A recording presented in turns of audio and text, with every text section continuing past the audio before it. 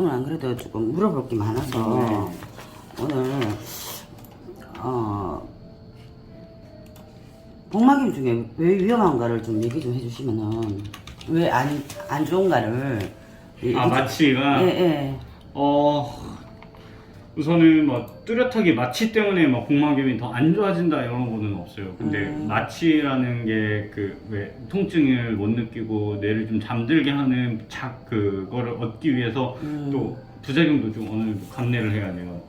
그러다 보니까 그 부작용 중에 하나가 보통 이제 심박이 줄어들고 혈압도 떨어지고, 그러니까 몸의 전반적인 시스템을 딱 잠재우는 거거든요. 그러다 보면은 면역계도 같이 덩달아서 잠들어요. 근데 복막염은 말 그대로 그 코로나 바이러스 때문에 발생한 질환이기 때문에 이때 틈을 타서 바이러스에 또 다시 번식할 수가 있으니까 퍼질 수 있는 가능성이 올라가는 거예요. 그래서 웬만하면은 복막염을 관리를 하고 있을 때 마취를 최대한 기피를 하는 이유 중 하나인 거고요. 그럼 약을 분해 약을 계속 먹어도 괜찮을까요? 만약 그래서- 복막염 주사 끝날 때까지. 근데 이제 어쨌든 지금 잇몸 치아 흡수나 아니면 네. 잇몸 이제 치주염 때문에 네네. 그다음에 이미 그 잇몸들이 이제 네. 치아 뿌리를 노출시킬 정도로 이렇게 말려 올라가는 경우면은 치과 치료를 해주는 게 급선무기는 해요. 네네. 약으로는 버틸 수 있는 게 한정적이에요. 그러니까 정말 말 그대로 그쪽에 부종 완화시켜주고 염증 좀 잡아주는 정도의 역할이지, 이거를 이제 60을 한 2달 동안 좀 더 맞아야 되는데 그때까지 약을 복용하는 건 조금 너무 간에도 양이 안 많아요. 좋고 그쵸. 그렇죠. 그러면 만일 오늘 만약 선생님 그러면은 만일 저 수술을 하더라도 만약 다시 생성이 된다면은 약을 좀 더 맞아야 되는 건가요? 복막염 약을 어찌 될지는 잘 모르는 거잖아요. 그렇죠. 아직 근데 그 우리가 한 사이클이 아직 안 끝났잖아요. 그렇죠. 그러니까 그 중간이니까 중간에 한 모니터링 한 번 더 해야죠. 그러면은 보통은 한 84일에서 90일 정도를 보고 있잖아요. 맞아요. 그거는 확실하게 어느 정도에 돼서 딱 괜찮다 이렇게 결론을 내릴 수가 있어요. 그러니까 중간에 보통 애들이 이제 중간 차쯤 돼가면은 네. 다 괜찮아져요. 음, 그래서 그 중간에 한 번씩 멈추는 보호자들이 계신단 말이에요. 임의대로 판단을 해가지고 아주 괜찮은 것 같으니까 이제 그만 맞자 이렇게 해버리면은 다시 올라와요. 근데 다시 올라오게 되면은 재발이라고 하죠. 재발이 되면은 다시 원래대로 다시 시작. 약용량을 엄청 세게 올려야 돼요. 이제 바이러스나 모든 균들은 내성이라는 성질을 가지고 있기 때문에 이 약에 대해서 어느 정도 이제 적응을 해 나가거든요. 그래서 한 번 잡을 때 확실하게 원 사이클을 한 번 돌리는 게 낫죠. 애가 약을 먹어도 먹는 순간에 한 번씩 이렇게 이렇게 입을 벌리고 있어요. 그러면서 그거는 왜 사람도 우리 치과 아플 때는 시리거나 이럴 때는 그렇죠. 갑자기 그렇잖아요. 그런 것처럼 그렇고 침도 되게 많이 흘리긴 흘려요. 그 선생님 볼 때는 어떻게 되는지 일단 선생님 말씀이 제일 중요하니까 네네네. 저는 선생님이 하라는 대로 하는 게 제일 낫지 않을까. 물론 그러니까 지금 FIP를 관리를 하는 환자인데 네. 지금 치과 치료도 같이 필요로 하는 친구잖아요. 그렇죠. 그런 경우에는 어쨌든 FIP를 치료를 하는데 제일 중요한 요소 중 하나가 뭐냐면은 식이에요. 밥을 잘 먹고 그다음에 이게 관리가 되는지 안 되는지의 진짜 척도를 그 매니징을 보는 것 중에 하나가 이제 몸무게거든요. 체중.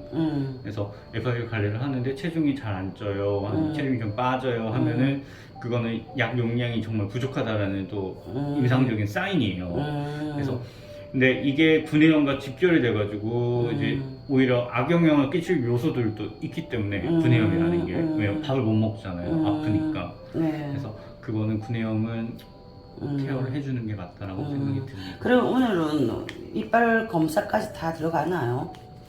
그래서 치아 방사선을 찍는 게 제일 중요해요. 네네. 근데 마취하지 않으면 치아 방사선을 찍을 수가 없어요. 가음지나 그러면 어떤 거를 검사해보고 알 수 그래서 있어요? 오늘은 이제 전반적으로 마취가 가능한지 안 가능한지, 좀 위험한지, 마진이 있는지 이런 것을 봐야 돼요. 그래서 마취가 충분히 가능해 보이는 컨디션과 그 이게 몸 상태라고 하면은 이제 스케줄을 잡고 스케일링이랑 그 치과 치료랑 그 다음에 이거 하는 김에 뭐 지금 뒷다리도 얘가 조금 잘 사용을 안 하더라고요. 많이 아까는 굉장히 방망이 심하게 할 정도로 사용하는데 뒷다리는 조금 이렇게 애가 화장실 넘어가는 게 힘든가 봐요. 가다가 오줌 싸더라고. 몇 번을 그랬거든요 지금. 원래 관절이 약간 안 좋은 거를 알고 있어요. 제가 뒷다리는 선생님 그때 뼈 봤을 때도 약간 나이가 있어서 관절이 약간 안 좋다는 얘기를 했는데 그러면 오늘도 그것도 검사를 좀 해봐야 되는 건가 싶어서요. 한번 해볼게요. 만일 하면은 오늘 괜찮다, 아직까지 괜찮다 그러면은 오늘 입원을 시키고 하는 거고.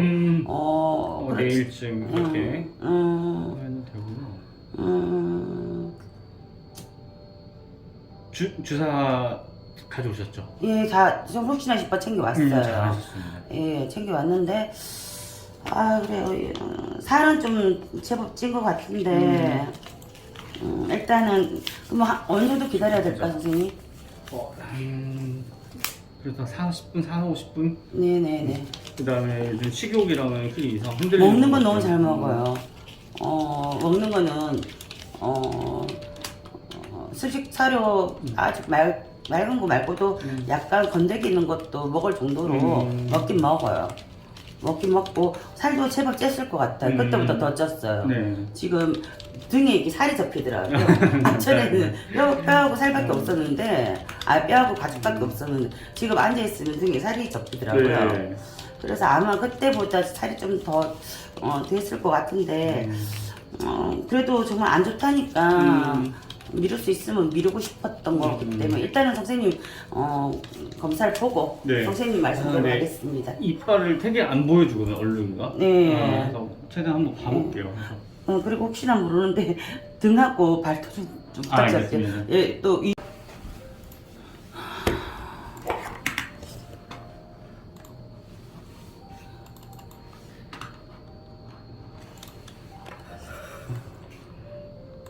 그러면은 이제 원래 이렇게 덮여 있어야 되는 건데 아이고, 지금 여기까지 다 올라왔어요. 아유 너무 아팠겠다. 여기도 지금 치아 통증은 좀 있어요. 네. 있는 상태고 여기도 이제 지금 뿌리가 이렇게 아, 나오고 있죠. 그래서 그러니까 치주가 계속 올라가는 거예요. 잇몸이 계속 위로 올라가고 뿌리는 더 노출이 되고 그래서 뿌리 노출이 50% 이상 되면은 보통 이빨의 기능은 거의 다 했다라고 평가를 해요. 네. 아니 한다면은 전발치를 다 해야 될 것 같아요. 왜 그러냐면 다음에 치료하기가 힘들거든요. 맞아요. 네.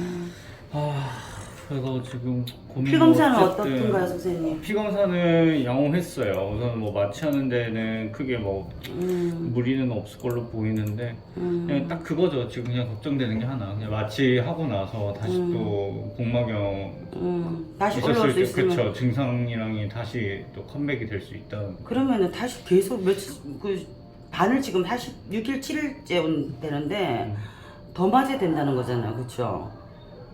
그쵸. 아니, 원래 라운드는 계속 84회, 90회까지는 저희가 하기로 했으니까 몸무게는 지금 더 쪘어요. 더 쪘어요? 네. 그래서 저번에 1월 9일에 왔을 때가 3.3kg, 오늘이 3.5kg. 그래서 계속 몸무게는 계속 이렇게 올라가는 거 보이고 있고 네. 실제로 만져봤을 때 살도 많이 쪘더라고요. 네, 제법 튼튼해졌고. 살이 만져져요. 네. 어떻게 제일 좋을까요, 선생님? 더 약을 더 먹어서 될 것 같으면은 좀 솔직히 좀 미루고 싶어요, 선생님. 솔직히 만일 그럴 경우가 또 있다는 걸 생각하면은 제가 지금 아플 걸 생각하면 그죠. 이제 약간 너무 애매한 거예요. 지금 너무 만약에 보호자님이 마취를 하고 이제 부작용이 올라오는 거에 대한 어느 정도 결심 이런 게 있다라고 하면은 발치를 하는 게 맞고 만약에 발치하는 게 조금 더 맞고. 근데 어쨌든 밥을 아예 안 먹는 건 아니잖아요. 현재. 그쵸, 너무 잘 먹으니까 또 그래서 저는 차라리 잘 먹으니까 조금 더 볶아도 생각은 해요. 그래서 차라리 이런 저희가 복막염 주사를 완주를 우선 다 하고 이 치과를 하든지 하는 것도 방법이니까. 먹기는 잘 먹으니까 일단은 고통은 좀 있더라도 어차피 이때까지 몇 년을 겪었던 고통이거든요, 솔직히. 거의 3년은 넘었으니까 일단은 복막염을 먼저 그렇게 해야 되는 게 안 끝났겠나 우선은 싶어요, 선생님. 그렇죠? 해서 중간에 이러고 가서 또 음. 또 3주 한 달 정도 있다가 또 밥 안 먹고 해가지고 올 수도 있긴 해요. 그래서 그렇죠. 그때는 그것도 정말 이제 어쩔 수 없이. 그 인지는 계속 하고 있으셔야 돼요. 네네. 만일 90일이 3월 초쯤이더라고요. 한 5일인가 6일인가 되더라고요. 그때까지 약을 계속 먹어도 될까요? 크게 간에는 안 좋을 것 같아서 제가 걱정인데. 그때는 이제 스테로이드 용량을 계속 좀 줄여서 나가야죠. 그러면 약은 이제 계속 먹도록 하고. 그래서 보통은 약을 저 같으면 안 줄 것 같아요. 저도 그러면 선생님 약만 좀 지어가고요. 제가 한 일주일은 안 먹이도록 해볼게요. 약을. 그래서 스테로이드 약이 들어간 거를 보통 이제 치과 치료하기 전주에 이제 네. 처방이 나간단 말이에요. 네, 그래서 그렇죠. 잇몸 부종이랑 이런 것도 빼고 네. 치과 치료하자고 하는 의미에서. 근데 지금 이렇게 좀 통증이랑 있을 거니까 스테로이드 제제는 무조건 들어가야 돼요. 아, 스테로이드 끊고 통증약만. 아니요, 스테로이드 제제가 통증 소염이랑 진통 효과가 있으니까. 네, 그러면 어떤. 고양이들은 근데 스테로이드 강아지들보다 그렇게 막 민감하지는 않아요. 그래서 아, 좀 복용을 해도 돼요. 지금 고용량으로 복용했는데도 간 수치들 크게 무너지는 거 없는 거 봐서 아 그래요? 크게 문제는 없을 것 같아요. 그러면 다행이다. 그러면은 약은 이제 꾸준하게 먹여도 괜찮겠네. 만일 그런데도 말 그랬다 하면은 뭐 다시 생각해봐야겠지만은 그러면 90일이라는 거를 딱 어떻게 기준을 딱 잡아가지고 90일 딱 돼서 주사를 끝나는 거예요? 아니면은 그래서 끝나고 나서 음. 보통 이제 병원 한번 다시 와야 돼요. 그래서 전반적인 여기 혈액 검사도 해야 되고 다시 또 전체 초음파도 검사가 다 하고, 들어가네요. 그렇죠. 그래서 초음파도 한번 하고 그러니까 그때 기준점으로 해서 어차피 검사 다 하잖아요. 그러니까 그러면 그 검사를 통해서 마취 가능 여부가 이제 평가가 될 거죠. 그리고 얘가 예방접종을 한 번도 맞아본 적이 없거든요. 만약 이런 거 저런 거 다 끝나고 나면 예방접종도 3차까지는 맞아줘야 되겠네요. 그게 그러면은. 제일 좋죠. 그래서 접종도 약간 좀 간격을 좀 띄우는 네. 거는 좋아요. 그래서 만약 그렇게 할 때도 3차 정도를 맞춰야 되는 거네요. 그렇죠. 2주 간격으로. 2주 간격으로. 다리는 어떻게?